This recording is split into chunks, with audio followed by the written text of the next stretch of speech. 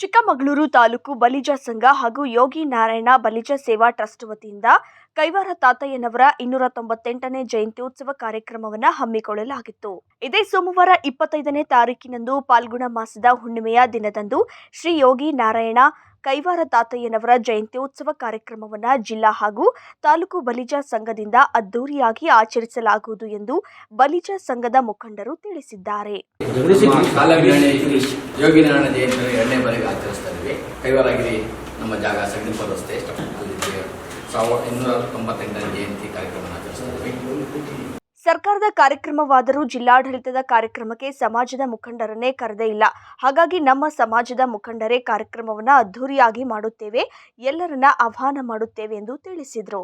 ನಗರದ ಸಗಣಿಪುರ ರಸ್ತೆಯಲ್ಲಿರುವ ಸೋಮವಾರ ಬೆಳಗ್ಗೆ 10 ಗಂಟೆಗೆ ಕೈವಾರಗಿರಿಯಲ್ಲಿ ಶ್ರೀ ಯೋಗಿ ನಾರಾಯಣ ಯತೀಂದ್ರರ ಕೈವಾರ ತಾತಯ್ಯನವರ ಭಾವಚಿತ್ರಕ್ಕೆ ಪುಷ್ಪಾರ್ಚನೆ ಸಲ್ಲಿಸುವ ಮೂಲಕ ಕಾರ್ಯಕ್ರಮಕ್ಕೆ ಚಾಲನೆ ನೀಡುತ್ತೇವೆ ಎಂದು ತಿಳಿಸಿದರು.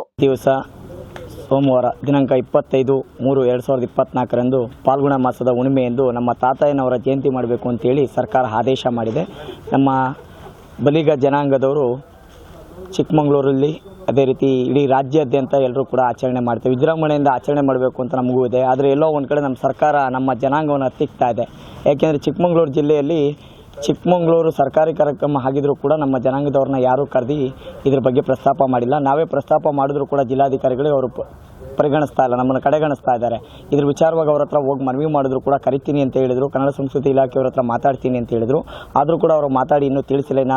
ಕೆಲವೇ ಒಂದು ದಿನ ಕಳೆದ್ರೆ ನಮ್ಮ ಕಾರ್ಯಕ್ರಮ ಇದೆ, ಯಾವುದೇ ರೀತಿ ಸ್ಪಂದಿಸ್ತಾ ಇಲ್ಲ.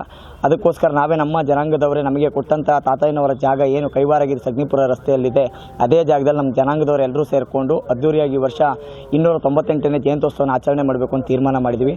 ಅದರಿಂದ ಯಾರೇ ಬಲಿಗ ಜನಾಂಗದವರು ಎಲ್ಲೇ ಇದ್ದರೂ ಕೂಡ ಮತ್ತು ಈ ಸಮಾಜದವರು ಮತ್ತು ಪತ್ರಿಕಾ ಮಿತ್ರದವರು ಹಾಗೂ ಬಂಧು ಬಳಗದವರು ಯಾರೇ ಇದ್ದರೂ ಕೂಡ 25ನೇ ತಾರೀಕು ಬೆಳಿಗ್ಗೆ ಸೋಮವಾರ ಕೈವಾರಗಿರಿಯಲ್ಲಿ 11 ಗಂಟೆಗೆ ಕಾರ್ಯಕ್ರಮ ನೆರವೇರುತ್ತೆ. ತಾತಯ್ಯನವರ ಜಯಂತ್ಯೋತ್ಸವ ಕಾರ್ಯಕ್ರಮ ಇಟ್ಕೊಂಡು ದಯಮಾಡಿ ಎಲ್ಲರೂ ಕೂಡ ಪಾಲ್ಗೊಳ್ಬೇಕು ಅಂತ ಹೇಳಿ ಎಲ್ರಿಗೂ ಕೇಳ್ಕೊತಾ ಇದ್ದೀನಿ. ಇನ್ನು ಈ ಸಂದರ್ಭದಲ್ಲಿ ಬಲಿಜ ಸಂಘದ ಜಿಲ್ಲಾಧ್ಯಕ್ಷರಾದ ಆನಂದ್ ಶೆಟ್ಟಿ, ಪ್ರಧಾನ ಕಾರ್ಯದರ್ಶಿಗಳಾದ ಕುಮಾರ್ ಆರ್ ಶೆಟ್ಟಿ, ತಾಲೂಕು ಅಧ್ಯಕ್ಷರಾದ ದೇವರಾಜ್ ಹಾಗೂ ಸಮಾಜದ ಮುಖಂಡರು ಹಾಜರಿದ್ದರು. ಸುದ್ದಿ 18 ಸದಾ ನಿಮ್ಮೊಂದಿಗೆ.